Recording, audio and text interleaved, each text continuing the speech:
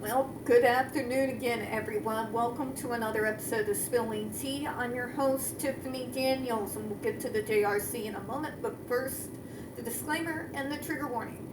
If you're unfamiliar with the Stop the Shocks campaign or the campaign against the troubled teen industry, pertinent links are going to be right there in the description box for you, along with some labels so you know what you're looking at. So if you would like to go ahead and do a deep dive on the Judge Rotenberg Educational Center, you're definitely encouraged to do so.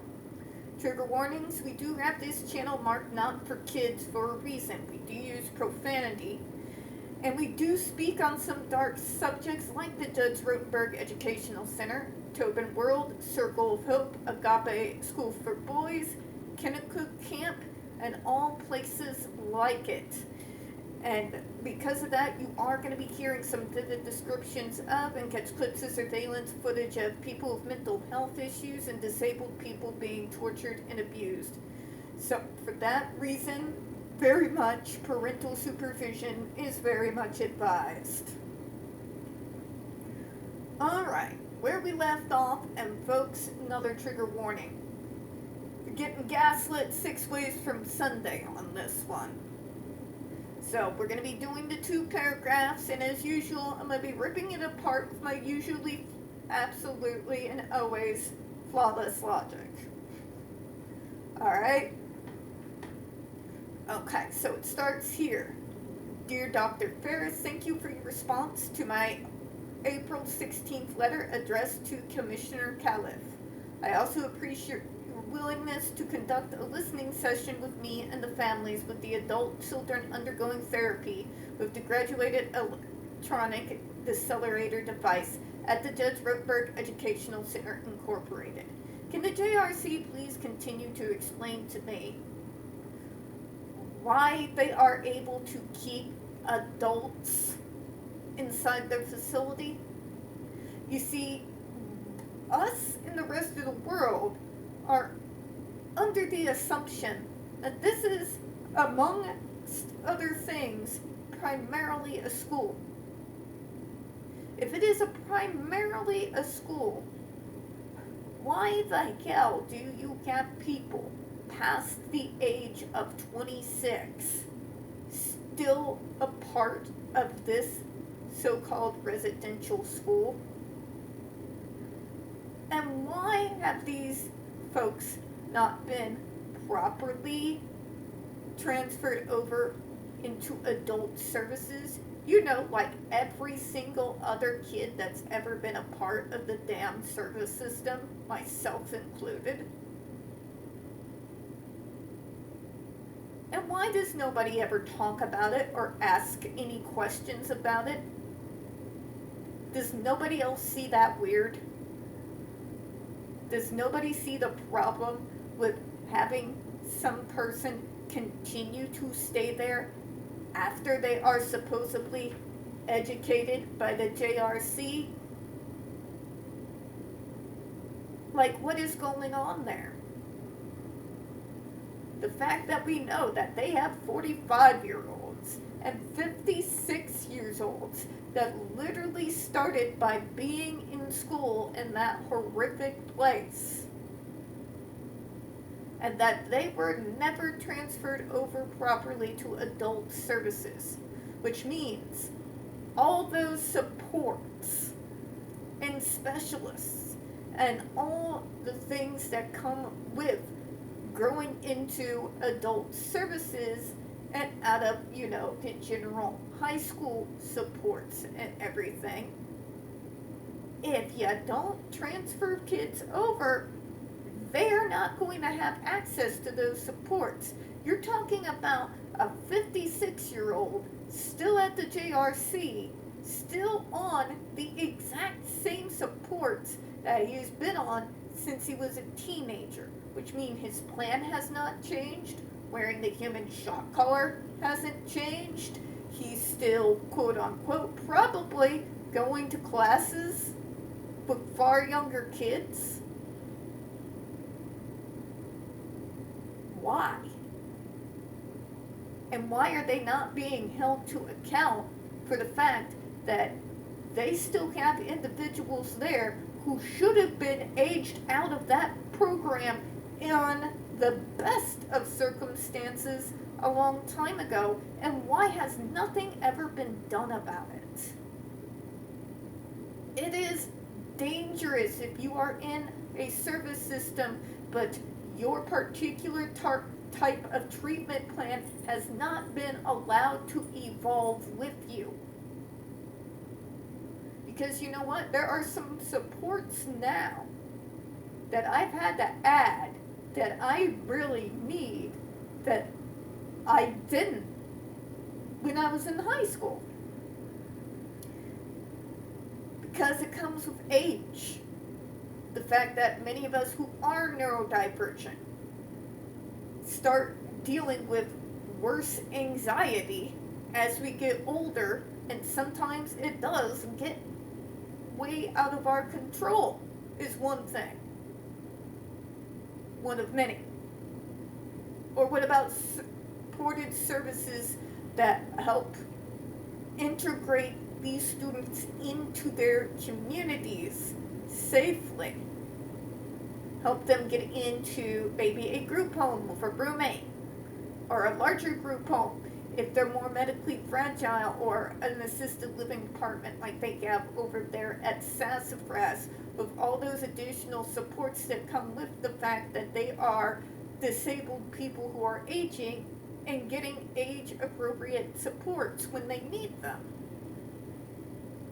The JRC is not equipped whatsoever with the proper supports and changes in the treatment program needed for when an individual goes from being a teenager in high school to becoming an adult. You are essentially stopping the clock on these people. You're not giving them a chance to grow and evolve. And I'm sorry, but that is completely and utterly reprehensible and unacceptable. There are people with severe SIB and AB that are getting transferred over successfully into adult services every single day, regardless of severity. And yes, JRC, in spite of the absolute stupidity you try to spout, yes, they are successful. I'm sorry, but it just continues to annoy me. You know what? We're not going to go into the second paragraph. We're going to talk a little bit more about the first one. Now, let's talk about this listening session that it really looks like the JRC pretty much guilted them into. Why was that necessary? YouTube is free. On the Judge Rotenberg Educational Center's own YouTube channel, we were able to pull up multiple clips showing the Kool-Aid drinking parents testifying right there in front of the FDA panel in regards to their support for the JRC and the GED device. Multiple videos. You know what that means? That means the FDA has already sat down and listened to these parents. Why are you continuing to try and force them to do so again? Is there any new evidence that these parents have alluded to? Are there maybe some medical papers that they are bringing to the conversation that are new and may change the way the conversation is going?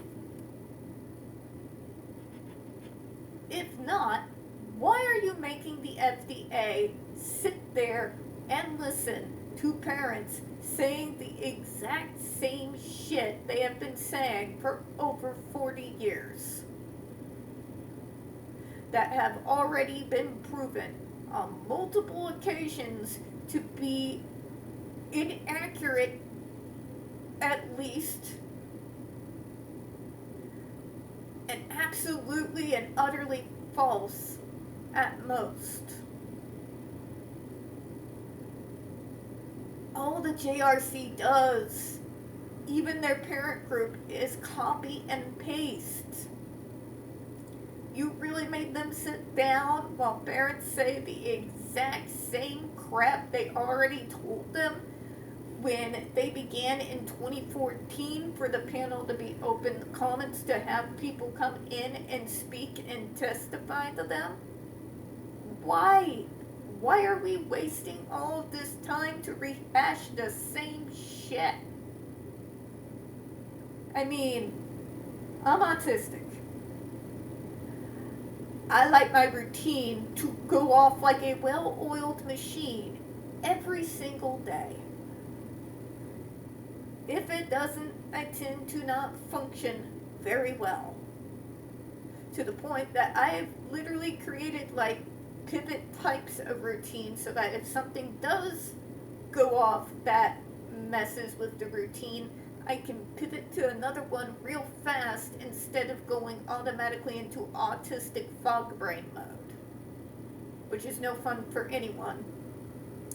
In particular when I start jumbling up my words, because it becomes over time more and more difficult to talk. Okay? That's the level of sameness I need to have in my life. To have me be the individual that is sitting here, literally questioning places like the JRC on why they insist to make people sit there and listen to the same gaslighting stories, the victim-blaming word salads, the never-ending patting themselves on the back while toting themselves as martyrs. If that gets old for my ass, that requires some level of sameness to be able to function, you need to go look in a mirror honestly and think very deeply about some of your life decisions. Because there should not be an autistic on planet Earth that can stare you up and down quite the same way that I can with going over this stuff and saying, stop repeating your nonsense. Okay? If I'm the one who has to tell you to stop, literally be of all damn people. That isn't good. All you're doing is wasting time. The FDA panel has already heard all this. And unless you have anything new to bring to the table, all you're going to be doing is wasting their time by repeating the same shit. How many more times are we going to have to go through this? How many never-ending word salad letters are we going to have to be forced to tear apart, restating all the exact same things? While the JRC continues to ignore every single challenge and just continue to repeat themselves, repeat over and over and over again. At some point, it begins to make me wonder whether it's not actually deliberate and they're trying to drive literally all of us batshit insane. Just say. So yeah, first off, if you are a residential school facility, if your primary job is to be a center for education, you should not have anybody residing there as a student past the age of 26 years old, point blank, period. I don't want to hear any more excuses. If they are older than 26, they need to be moved over to proper adult services and supports. The JRC is not equipped to deal with these older individuals with proper supports. That is not the area of their expertise, and they are literally stunting the growth of those former students by not allowing them to have a treatment plan that evolves as they evolve and age. That should have never been allowed to happen under any circumstances. Even the best of circumstances, I would still see red flags over the same thing. If Rivendell down there on the south side of town tried to pull that, I would be pissed. Regardless of how good I know they are on everything else.